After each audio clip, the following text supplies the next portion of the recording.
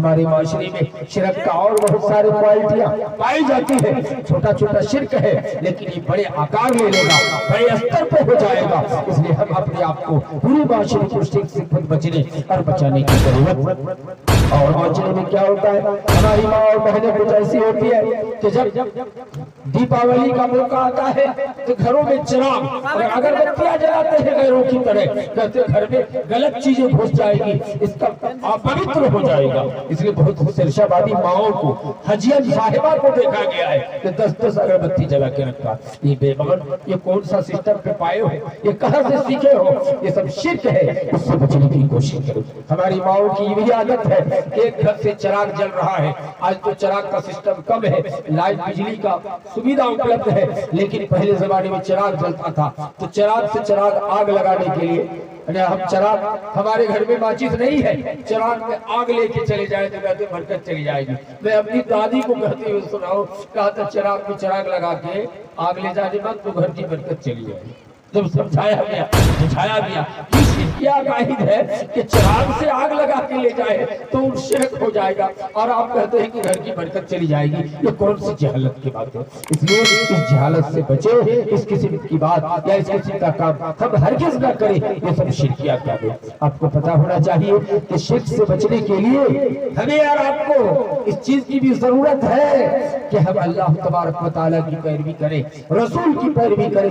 یہ غلط عقیدے پہ ہرگز نہ چلے, اور کوئی بھی غلط عقیدہ کسی کے متعلق یا کسی کے تعلق سے ہرگز نہ رکھتے. اور بہت سے لوگ ہیں کہ اگر گھر کے بغل میں ایک بلی رو رہی ہو, چلا رہی ہو, تو کہتے ہیں, میں نے دیکھا ہے پھر سمجھے عورتوں کو کہتے ہوئے کہ جلدی اٹھ کے جائیے, اور 1 بجے رات کی بلی رو رہی ہے, یہ گاڑھا بلی ہے, رو رہی ہے, اور گھر سے بیماریاں آ جائیں گی بلی کے رونے پر. اب بلی خاص کسی موقع پر روتی ہے تو کہتے بیماریاں آ جائیں گی, جلدی ایک لاٹھی لے کر اس بلی کو بھگا کے آتے ہیں, کہتے گھر میں بیماری آ جائے گی. ارے بلی کسی وجہ سے رو رہی ہوگی, کسی معاملے میں ہوگا, لیکن آپ کہتے ہیں اس کی وجہ سے گھر میں بیماری آ جائے گی. بیماری بلانے والا سسٹم ہے, ایسا کوئی سسٹم نہیں ہے. اللہ کہتا بیماری ہو یا شفا ہو, ہر چیزوں کو ہم نے آسمان زمین پیدا کرنے سے 50,000 سال پہلے لکھ دیا ہے.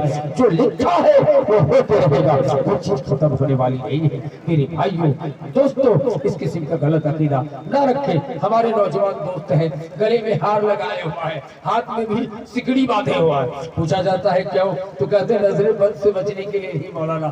کہتے ہیں کیوں, میں جن سے لوب کرتا ہوں وہ بولی ہے کہ گلے میں ہار لگا کے نہیں, اس کا گناہ ہوگا, لیکن شاید یہ شرک نہیں ہوگا, کیونکہ وہ بہانہ بتا رہا ہے کہ ہاتھ میں اس لیے باندھ کے رکھا ہوں, گلے میں ہی ہار اس لیے لگا کے رکھا ہوں کہ میرے لوبر کا حکم ہے, وہ الگ میٹر ہے, لیکن شرک نہیں ہوگا.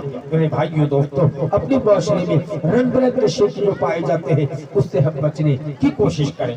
بہت سے لوگ کہتے ہیں مولانا صاحب اگر آپ چاہے اور اللہ چاہے تو ہو جائے گا, آپ چاہے اور اللہ چاہے, یہ خوب کہتا ہے لوگ, آپ چاہے گا اور اللہ چاہے گا تو ہو جائے گا.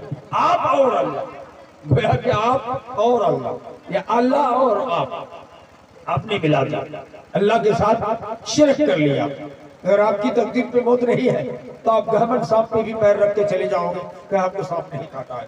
اگر مقدر میں سانپ کاٹ کے ہی موت لکھا ہے تو 10 منزلے کے اوپر شیشے کے مکان میں بھی اگر رہو گے تو سانپ پہنچ کے رہے گا, آپ کی موت ہو جائے گی. اس لیے میرے بھائیوں, ہم خود شرک سے بچیں اور بچانے کی کوشش کریں. اگر شرک نہیں کیے ہو, دوسرا گناہ خوب کیے ہو, لیکن حالت شرک میں موت نہیں ہوئی ہے تو اللہ کی مرضی پر ہے, اللہ کی مرضی پر ہے, اللہ چاہے تو جنت دے دے گا. کہیں گے دلیل موجود ہے, بخاری کی حدیث ہے, بنی اسرائیل کا واقعہ ہے. ایک بیسیہ لڑکی زنا کرا کے جا رہی ہے, بیسیہ خاتون ہے, چیت بیساکھ کی دھوپ ہے, ایک کتا زبان نکالے ہوا ہے, قریب ہے کہ جان چلی جائے. اس کتے کو اس نے کنویں سے پانی اٹھا کے پلا دیا, کتے کی جان بچ گئی. اللہ کو زیادہ پسند آ گیا, بیسیہ کو جنتی بنا دیا.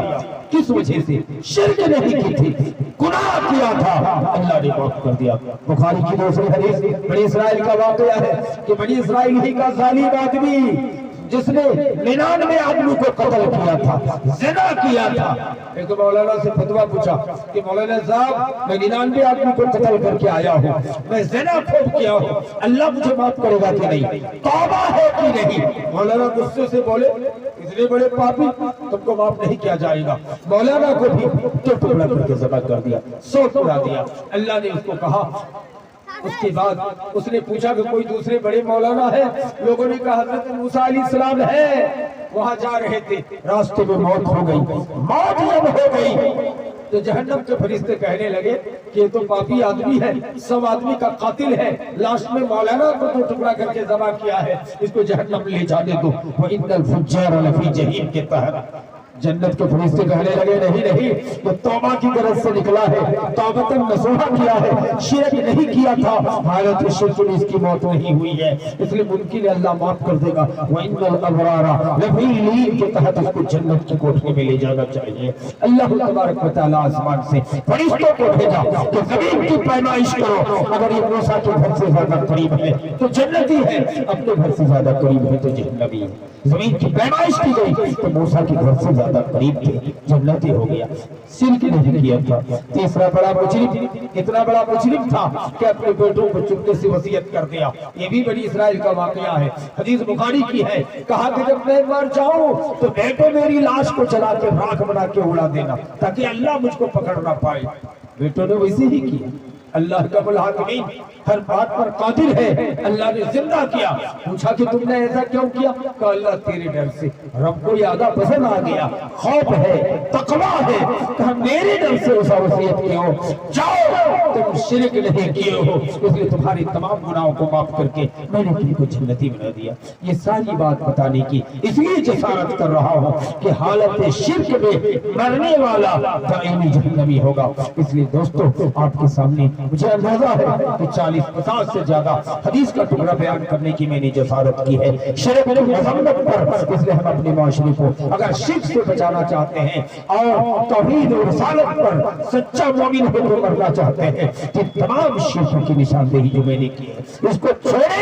یہ عام گناہ نہیں ہے کہ اللہ معاف کر دے گا، نہیں، میں نے مثالیں دی ہے کہ اللہ کی مرضی ہوگی، شرک کی حالت میں موت نہیں ہوئی ہوگی تو بیسیہ کو، ظالم کو، زناکار کو، بڑی سے بڑی بدماش کو، ڈاکو کو، چور کو، بے نمازی کو، شرابی کو، جواری کو اللہ چاہے تو معاف کر کے جنت دے سکتا ہے، لیکن حالت شرک میں مرنے والا جنت نہیں پا سکتا ہے، دائمی جہنمی ہوگا۔ فرعون، حامان، قارون، شداد، شیطان کے ساتھ جہنمی ہو جائے گا۔ اس لیے میرے دوستو آپ جو شرک کی نشاندہی کی گئی ہے اس سے بچے کہ آج سے ہم دھامی گیری نہیں کریں گے، آج سے ہم غیب گیری نہیں کریں گے، آج سے ہم غیب کی بات بتانے والا دھامی نہیں بنیں گے، آج سے ہم ہاتھ نہیں چلائیں گے، آج سے ہم تعویذ نہیں لگائیں گے، آج سے ہم عہد کرتے ہیں کہ کمر پہ ڈورا نہیں باندھیں گے، آج سے ہم یاترا سائد کی بات نہیں بولیں گے، آج کے بعد ہم شرک نہیں کریں گے، ہم اللہ پر بھروسہ رکھیں گے، علاج کا معاملہ ہو یا کوئی معاملہ ہو توکل علی اللہ کا خاص خیال رکھیں گے۔ اللہ تبارک و تعالیٰ سے دعا ہے، اللہ تبارک و تعالیٰ سے دعا ہے رب العالمین تمام مسلمانوں کو چھوٹے چھوٹے شرک سے بچنے کی توفیق عطا فرمائے۔ یا اللہ ہم بھی کوشش کریں کہ ہماری موت ہو تو زبان پر کلمہ توحید ہو، شرک کی مذمت سے ہم بچیں، شرک سے بچنے کی کوشش کریں۔ یاد رکھنا دنیا کے ہر پاپی کو، پاپ کو اللہ کی مرضی پہ معاف کیا جا سکتا ہے، لیکن اللہ کا وعدہ ہے ان اللہ لا یغفر ان یشرک بہ ویغفر ما دون ذلک لمن یشاء۔ یہ قرآن کی آیت ہے، بے شک اللہ حالت شرک میں مرنے والے کو معاف نہیں کرتا ہے، شرک کے علاوہ جو چاہے گا اللہ چاہے تو معاف کر سکتا ہے۔ شرک نہیں کریں گے، جادوگری نہیں کریں گے۔ بہت سے لوگ ہیں ملیریا بخار ہے، بخار چھوڑ چھوڑ کے بار بار آ جاتا ہے، ایک بیمان دھامی کہتا ہے ان کو پالی جوہر آ رہا ہے، بخار آ رہا ہے، ایک جڑی اٹھاتا ہے کان میں ایک تعویذ بنا کے لٹکا دیا اور ٹیبلٹ بھی چلتا ہے، اتفاق سے 3 دن کے بعد بخار اتر جاتا ہے۔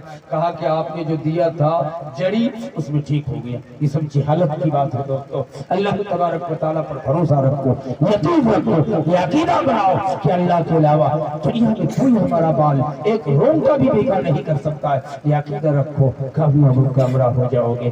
دوستو وہ صحابہ تھے کہ توحید و رسالت پر بھروسہ کرتے تھے. وہ صحابہ تھے اپنی جان کو نچھاور کر دیا, کٹوا دیا سر کو, لیکن اللہ کے ساتھ کسی کو شریک کو صحیح نہیں ٹھہرایا. وہ ایمان والے تھے, پختہ عقیدہ رکھنے والے تھے. حضرت عمیر کے سامنے صحابی رسول ہیں, 13-14 کھجور ہو, ایک کھایا ہے, کہا کہ اس سے بڑھیا کھجور ملنے والا ہے کہ نہیں مرنے کے بعد کہاں ملے گا. کھجور کے گچھے کو پھینک دیا, اللہ کے راستے میں لڑتے لڑتے شہید ہو گیا.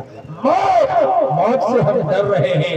اور ایک حدیث, ٹائم ختم ہو گیا پھر بھی کہہ کے جاتا ہوں کہ اللہ کے رسول نے نشان دہی کی ہے, جب تمہارے اندر 3 برائی پائی جائے گی تو تمہاری اوپر ظالم, جابر, بدماش بادشاہ مسلط کیا جائے گا, تمہیں ستایا جائے گا, تمہیں گاجر مولی کی طرح کٹوا جائے گا. نمبر 1, نبی نے فرمایا کہ قرب قیامت میں جب ناپ تول میں کمی کی جائے گی, ناپ تول میں کمی, اس کے بارے ایک سورت ہے متفقین, ناپ تول میں کمی کرنے والوں کے لیے ویل جہنم ہے.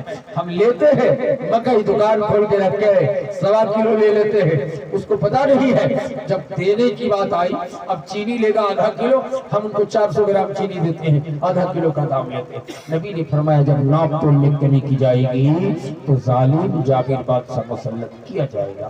دوسرا شرک کہ دھوکہ دے گا. جس ہے نا پٹوا بیچ رہے, اچھے پٹوا کے بیچ میں اکثر ہوتا ہے, ہم نے دیکھا ہے چھوٹے سے خراب پٹوا ہے 1 کنٹل اور 50 کنٹل اچھا پٹوا ہے, اسی میں گھسا دیا تاکہ سب 6000 روپے کنٹل بک جائے. یہ خیانت ہے. خراب مکئی ہے, اس کے اندر اچھے مکئی کے اندر خراب مکئی کو گھسا دیا تاکہ مہنگا ریٹ میں بک جائے. ہم سوچتے ہیں کہ بڑا ہوشیار ہے, نبی کا گزر ہو رہا ہے مدینے میں, لوگ بیچ رہے تھے غلہ, نبی نے ہاتھ سے داخل کیا, اندر سے خراب نکلا. کہا کل قیامت کے دن یہ غش ہے, یہ دھوکہ ہے, تو وہ پکڑا جائے گا, رب کے ہاں حساب دینا پڑے گا. اور نبی کی سب سے بڑی نشاندہی جب ناپ تول میں کمی اور دھوکہ کیا جائے گا تو تمہاری اوپر ظالم جابر بادشاہ مسلط کر کے تمہیں کٹوا دے گا. دوسرا نقطے کی بات نبی نے فرمایا تو اعلان زنا کیا جائے گا. زنا کر کے آئے گا اپنے ساتھیوں کے بیچ میں اللہ نے اعلان بولے گا کہ میں فلانا کی بیٹی سے زنا کر کے آیا ہوں, تو تمہاری اوپر ظالم جابر بادشاہ مسلط کیا جائے گا. تیسری بات آپ نے فرمایا کہ ظہرت القینات وشربت الخمر, جب معاشرے میں ناچنے والیاں رنڈیاں ظاہر ہو جائے گی, ناچ گانا, لڑکیوں کا ناچنا دیکھنا ہماری امت کے لوگ پسند کریں گے. وشربت الخمر, اور برسر عام شراب پیا جائے گا, تو تمہارے اوپر ظالم جابر بادشاہ مسلط کیا جائے گا.